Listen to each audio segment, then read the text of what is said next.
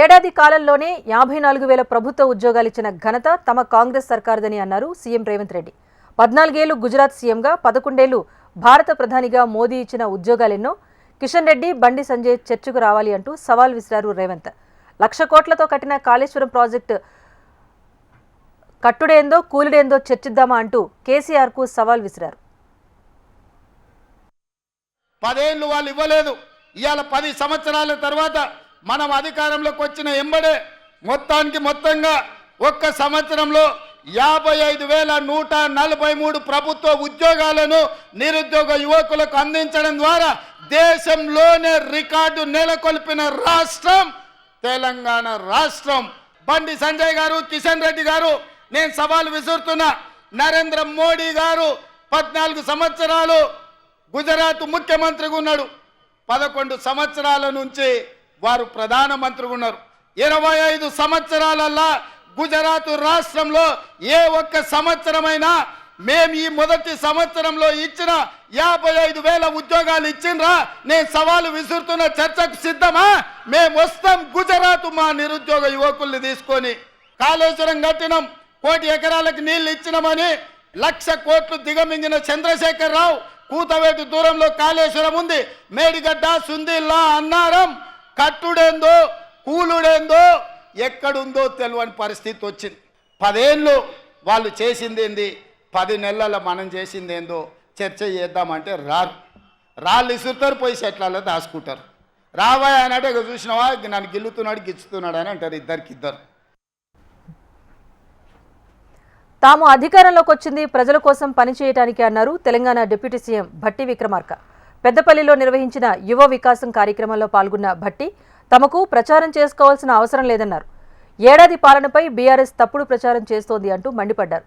గత ప్రభుత్వం 10 ఏళ్లు నిరుద్యోగులను గాలి కొదిలేస్తే తమ ప్రభుత్వం ఏడాదిలో 56,000 ఉద్యోగాలు ఇచ్చిందని తెలిపారు భట్టి విక్రమార్క.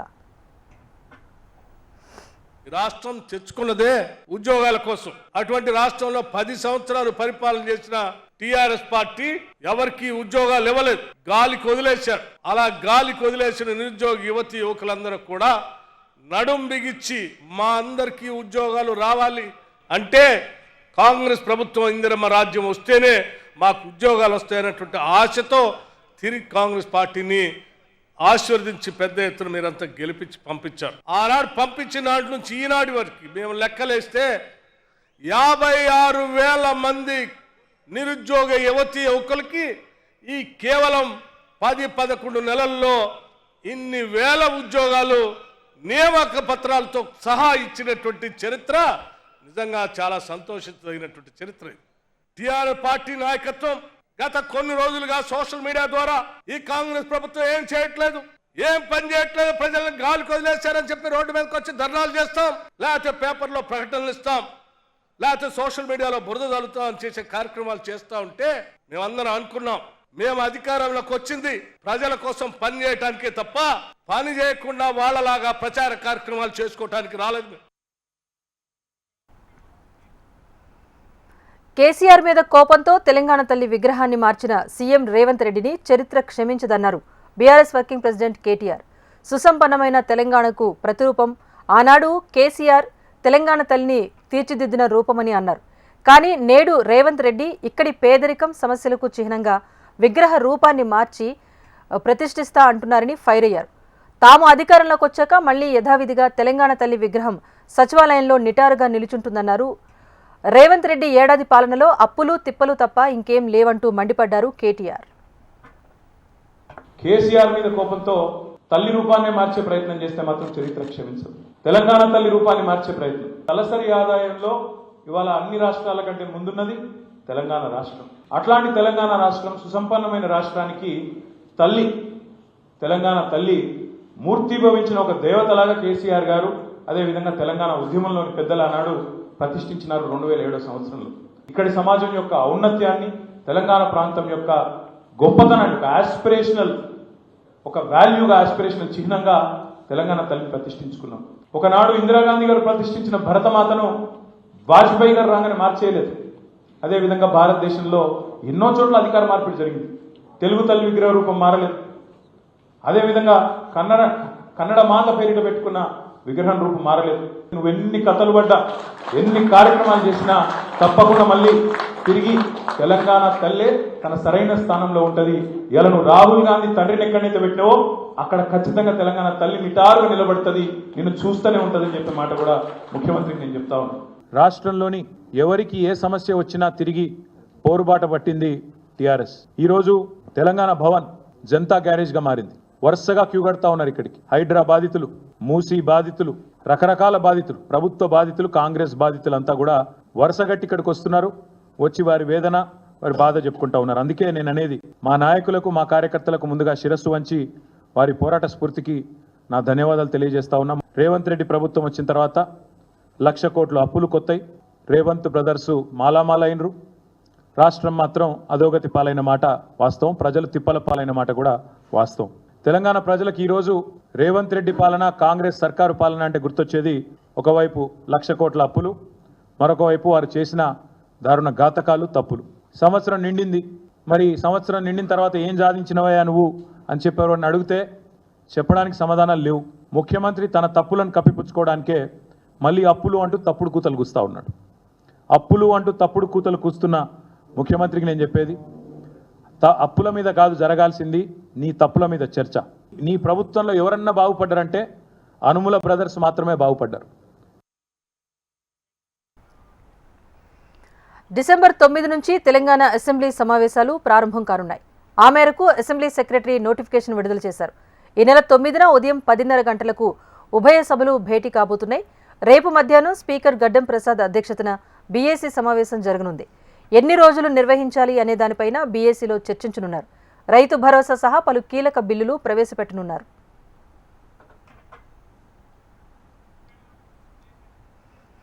తెలంగాణలో కాంగ్రెస్ ఏడాది పాలనపై నిప్పులు చెరిగారు బండి సంజయ్. ప్రభుత్వం చేపడుతున్న విజయోత్సవాలను తీవ్రంగా తప్పుపట్టారు.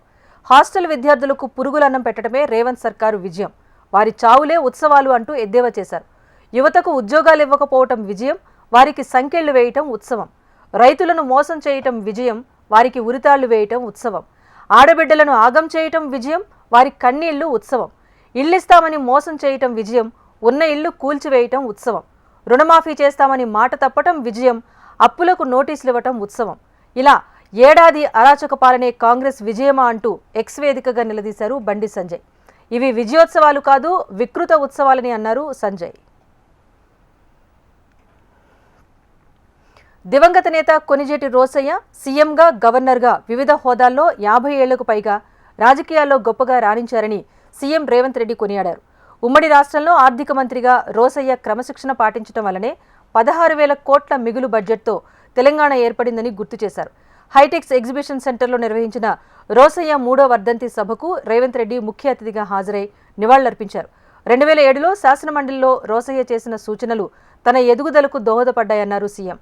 ఈ రోజు చట్టసభల్లో ఆయన లాంటి స్ఫూర్తి కొరవడిందన్నారు.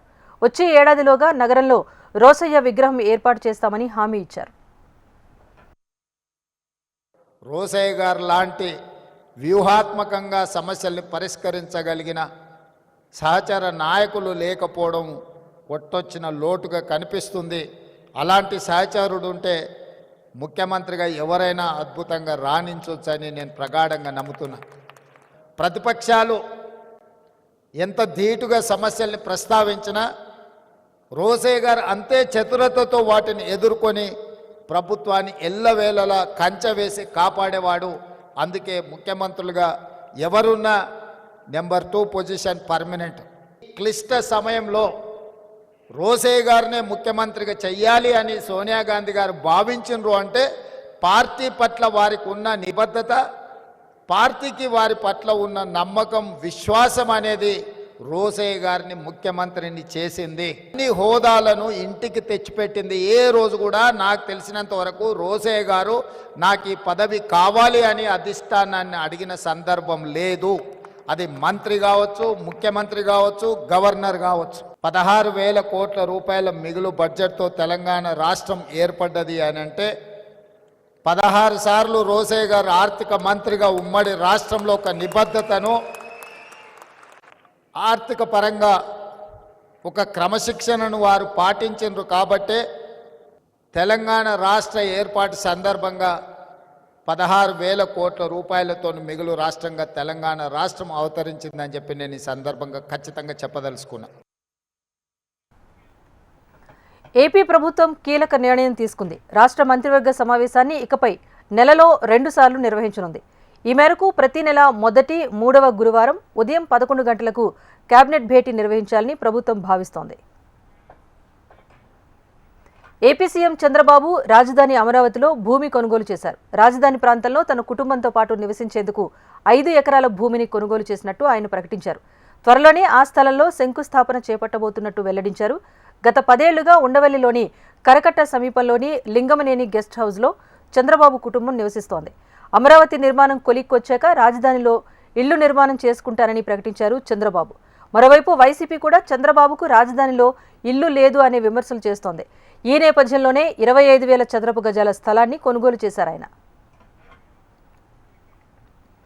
టీడీపీ కేంద్ర కార్యాలయంలో మీడియాతో చిట్చాట్ సందర్భంగా ల్యాండ్ మాఫియాపై మరోసారి కీలక వ్యాఖ్యలు చేశారు ఏపీ సీఎం చంద్రబాబు.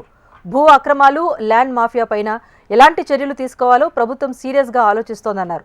ఆస్తులు లాక్కోవటం, వ్యాపారాల్లో బలవంతంగా వాటాలు లాక్కోవటం గత 5 ఏళ్లలోనే చూశామన్నారు సీఎం. రాజకీయ నేతల అండ చూసుకుని తుపాకీలతో బెదిరించి మరీ గత 5 ఏళ్లలో ఆస్తులు లాక్కున్నారని ఆరోపించారు. కాకినాడ సెజ్ పోర్టుల్లో బలవంతంగా వాటాలు రాయించుకున్నారని, ఇది ల్యాండ్ గ్రాబింగ్ కిందకు వస్తుందో లేదో పరిశీలిస్తామని వెల్లడించారు సీఎం చంద్రబాబు. మాఫియాలు లాక్కున్న భూములను సీజ్ చేసేలా ముంబైలో అమలవుతున్న చట్టానికి సంబంధించిన సమాచారం తీసుకుంటామని అన్నారు. ఆస్తులు పోగొట్టుకున్న వారికి న్యాయం చేయాల్సిన బాధ్యత తమపై ఉందని, ఫిర్యాదుదారులకు పరిష్కారం లభించేదానిపైన కసరత్తు చేస్తున్నామని సీఎం స్పష్టం చేశారు. ప్రభుత్వం నిర్ణయించిన మద్దతు ధరకు ధాన్యం కొనుగోలు చేయని రైస్ మిల్లర్లపై క్రిమినల్ కేసులు నమోదు చేస్తామని మంత్రి నాదెండ్ల మనోహర్ హెచ్చరించారు. కొంతమంది దళారులు, మిల్లర్లు అలజడి సృష్టించి రైతులను ఇబ్బంది పెట్టాలని చూస్తున్నారని ఫైర్ అయ్యారు. ఇవాళ కృష్ణా జిల్లా అవనిగడ్డలో మంత్రి పర్యటించి రైతు సమస్యలను అడిగి తెలుసుకున్నారు. రాష్ట్ర ప్రభుత్వం రైతు సేవా కేంద్రాల ద్వారా ఇప్పటికే 280 కోట్ల ధాన్యం కొనుగోలు చేసిందన్నారు మంత్రి.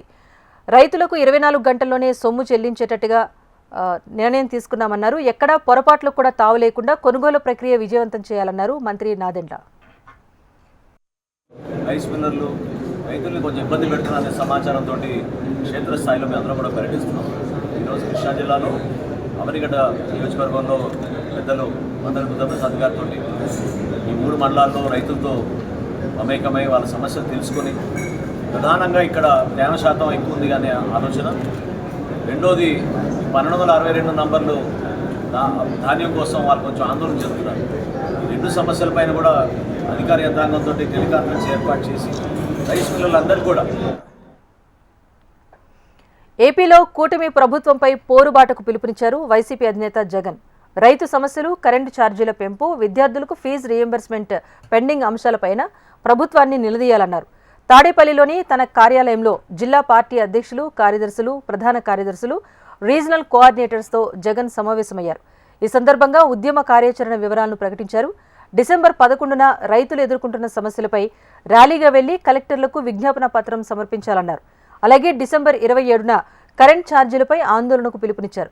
ఇక ఫీజు రీయింబర్స్మెంట్, వసతి దీవెన బకాయిలను తక్షణమే విడుదల చేయాలని డిమాండ్ చేస్తూ జనవరి 3వ తేదీన విద్యార్థులతో కలిసి కలెక్టర్ కార్యాలయాలకు వెళ్లి వినతి పత్రాన్ని అందించే కార్యక్రమం చేపట్టారు జగన్. డిసెంబర్ 11వ తారీఖున రాష్ట్ర వ్యాప్తంగా ఉన్న అన్ని కలెక్టర్ల అన్ని జిల్లాల్లోనూ రైతుల తరపున వైఎస్ఆర్సీపీ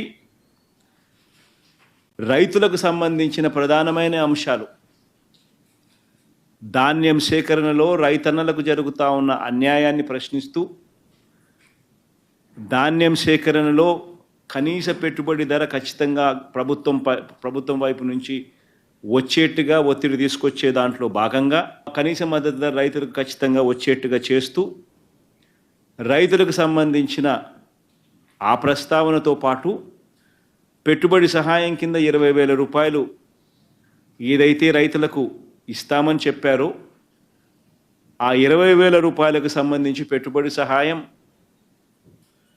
రాష్ట్ర ప్రభుత్వం, చంద్రబాబు నాయుడు గారి ప్రభుత్వం ఇవ్వని పరిస్థితుల నేపథ్యంలో దానిని కూడా గట్టిగా డిమాండ్ చేస్తూ, ఈ రెండే కాకుండా ఉచిత పంటల బీమా ఏదైతే రైతులకు ఇంతవరకు అందుతా ఉన్న పరిస్థితి ఏదైతే ఉందో రద్దు చేసిన నేపథ్యంలో ఉచిత పంటల బీమా మళ్ళీ ఖచ్చితంగా రైతులకు మళ్ళీ వర్తింప చేయాలి అనే డిమాండ్తో 15,000 కోట్ల రూపాయలు ఏదైతే చంద్రబాబు నాయుడు కరెంటు బిల్లులు ఏదైతే పెంచే కార్యక్రమం చేశాడో ఆ పెంచిన కరెంటు ఛార్జీలను వెనక్కి తీసుకోమని చెప్పి గట్టిగా డిమాండ్ చేస్తూ డిసెంబర్ 27వ తారీఖున ప్రతి జిల్లా హెడ్ క్వార్టర్స్లోనూ ఎలక్ట్రిసిటీ ఎస్సీ ఆఫీసులకు దేశంలో బీజేపీ మత రాజకీయాలు చేస్తోందని ఏపీ కాంగ్రెస్ అధ్యక్షురాలు షర్మిల విమర్శించారు. సంభల్లో ఒక మతాన్ని అవమానించి మరో మతాన్ని రెచ్చగొట్టి పబ్బం గడుపుకుంటోందన్నారు. ప్రతిపక్ష నేతగా రాహుల్ గాంధీ అక్కడికి వెళితే అడ్డుకునే ప్రయత్నం చేశారంటూ మండిపడ్డారు షర్మిల. ఇక ఏపీలో చంద్రబాబు అధికారం చేపట్టి 6 నెలలు గడుస్తున్న సూపర్ 6 పథకాలను అమలు చేయలేదన్నారు. అలాగే గత వైసీపీ ప్రభుత్వంలో అదానితో జరిగిన విద్యుత్ ఒప్పందాలపై విచారణ జరిపించాలని షర్మిల డిమాండ్ చేశారు.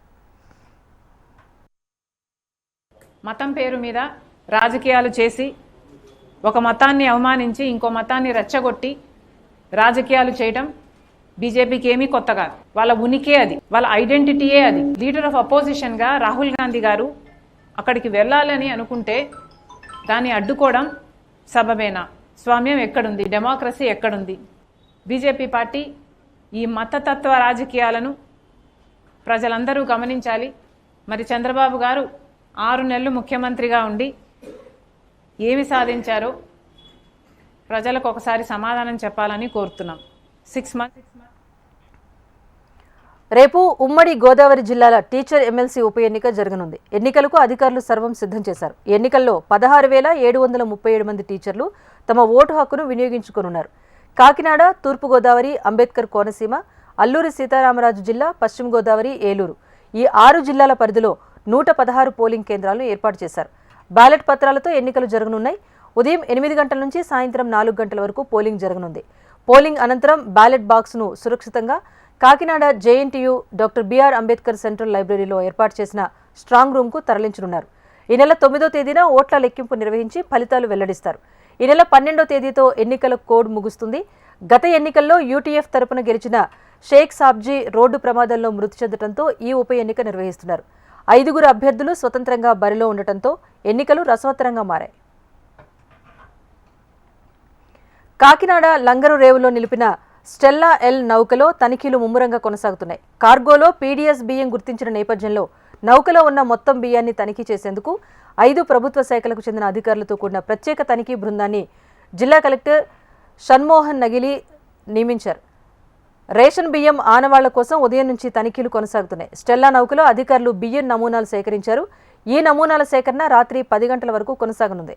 కాకినాడ పౌర సరఫరాల శాఖ ల్యాబ్లో ఈ నమూనాలు పరీక్షించే అవకాశం ఉంది.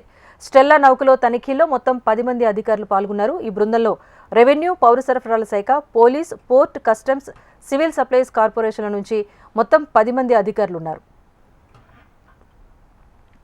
తెలుగు రాష్ట్రాల్లో పలుచోట్ల స్వల్ప భూ ప్రకంపనలు వచ్చాయి. ఉదయం 7 గంటల 27 నిమిషాలకు కొన్ని సెకండ్ల పాటు భూమి కంపించింది. రిక్టర్ స్కేల్పై 5.0గా తీవ్రత నమోదైంది. భూకంప కేంద్రం నుంచి 225 కిలోమీటర్ల పరిధిలో ప్రకంపనల ప్రభావం కనిపించింది. హైదరాబాద్ సిటీలోని పలు ప్రాంతాలతో పాటు ఉమ్మడి ఖమ్మం, రంగారెడ్డి, వరంగల్, కరీంనగర్ జిల్లాల పరిధిలో ప్రకంపనలు వచ్చాయి. ప్రజలు భయాందోళనకు గురయ్యారు. ఇళ్లు, అపార్ట్మెంట్ల నుంచి బయటకు పరుగులు తీశారు. హైదరాబాద్ పరిధిలోని వనస్థలిపురం, హయత్ నగర్, అబ్దుల్లాపూర్ మెట్ పరిసర ప్రాంతాల్లో భూమి కంపించింది. ఉమ్మడి వరంగల్ జిల్లా ములుగు, హన్మకొండ, భూపాలపల్లిలోనూ భూమి కంపించింది. అటు మేడారంలో భూకంప కేంద్రాన్ని గుర్తించారు. ఏపీలోని విజయవాడ, జగ్గయ్యపేట, నందిగామ, కంచకచెర్ల, ఏలూరు, నూజివీడు సహా పలు ప్రాంతాల్లో భూమి కంపించింది. ప్రజలు ప్రాణభయంతో ఇళ్ల నుంచి బయటకు పరుగులు తీశారు. రాజమండ్రిలోనూ అతి స్వల్పంగా భూ ప్రకంపనలు నమోదయ్యాయి. కొన్ని సెకండ్ల పాటు ఇళ్లు, భవనాలు కదిలినట్లుగా స్థానికులు చెబుతున్నారు. తూర్పుగోదావరి జిల్లా దేవరపల్లి, గోపాలపురం మండలాల్లోనూ భూమి కంపించింది. రాజమండ్రి, తాడితోట, మోరంపూడి ప్రాంతాల్లో సెకండ్ల పాటు భూ ప్రకంపనలు వచ్చాయని స్థానికులు అంటున్నారు. అటు అల్లూరు జిల్లా చింతూరు డివిజన్లో స్వల్పంగా ప్రకంపనలు వచ్చినట్టుగా తెలుస్తోంది. కూనవరం, విఆర్పురం, ఎటపాక మండలాల్లోని పలు గ్రామాల్లో సైతం స్వల్పంగా భూమి కంపించింది. మహారాష్ట్ర, ఛత్తీస్గఢ్లోని పలు ప్రాంతాల్లోనూ భూమి కంపించింది. మహారాష్ట్ర సస్పెన్స్కు తెరపడింది. కాబోయే సీఎం ఎవరో తేలిపోయింది. దాదాపు 10 రోజుల మహా ఉత్కంఠకు ముగింపు పలుకుతూ సీఎం పేరును ఖరారు చేసింది మహాయుతి కూటమి. అందరూ అనుకున్నట్టుగానే మహారాష్ట్ర తదుపరి ముఖ్యమంత్రిగా బీజేపీ సీనియర్ నేత దేవేంద్ర ఫడ్నవీస్ పగ్గాలు చేపట్టబోతున్నారు. ఆపద్ధర్మ ముఖ్యమంత్రి ఏక్నాథ్ షిండే అలక వేయడంతో మహారాష్ట్రలో ప్రభుత్వ ఏర్పాటుకు మార్గం సుగమమైంది. సీఎంగా ఫడ్నవీస్, డిప్యూటీ సీఎంలుగా షిండే, అజిత్ పవార్లు రేపు ప్రమాణం చేయబోతున్నారు. పదవుల పంపకంపైన సయోధ్య కుదిరాక 3 పార్టీల నేతలు ఇవాళ రాజ్భవన్కు వెళ్లి గవర్నర్ను కలిశారు. ప్రభుత్వ ఏర్పాటుకు ఆహ్వానించాలని కోరుతూ శాసనసభ్యుల మద్దతు లేఖను గవర్నర్కు అందజేశారు. అందుకు గవర్నర్ ఆమోదించడంతో రేపు మహారాష్ట్రలో महायुति प्रभुत्व कोलुवुदीरबोतोंदी।